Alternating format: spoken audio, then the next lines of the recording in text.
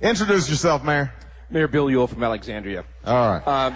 Senator, actually President Obama, I've done some international traveling recently, and you and I spoke about this last week in Miami, but what will you be saying to the folks around the world when you travel, I think, in the next 2 weeks, particularly going to the Middle East and Europe, because what our challenges here in the United States impacts and affects the rest of the world.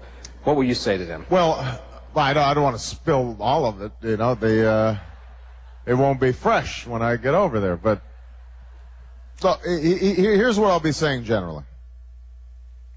That just as this country is at a critical moment, I think the world is in a critical moment. Because after the end of the Cold War, we found ourselves as this mighty superpower. And yet, although our military power is unmatched, the real challenges, the real threats that face not just our security but world security today can't be solved just by one country because they span the globe. You can't build a wall against climate change. A disease in Africa can hop on a plane and end up here in Fairfax, Virginia. A disease, and I mean, if the economy, if the agricultural sector in Mexico collapses, that can mean a rush of immigrants here in the United States. Terrorism, unfortunately, has gone transnational and can strike anywhere because they are able to harness technology just like businesses do.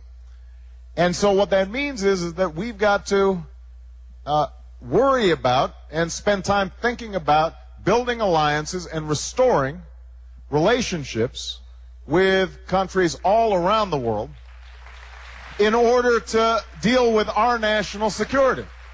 Now, there's nothing soft about that.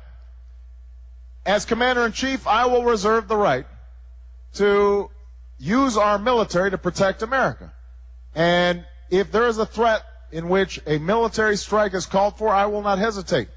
But we have to understand that can't be our first resort or second resort. That has to be our last resort because of the extraordinary costs of war. And we have to restore diplomacy to its rightful place in our foreign policy. That's one of going to be my priority, along with ending this war in Iraq and winning the war in Afghanistan, restoring our alliances all around the world. All right.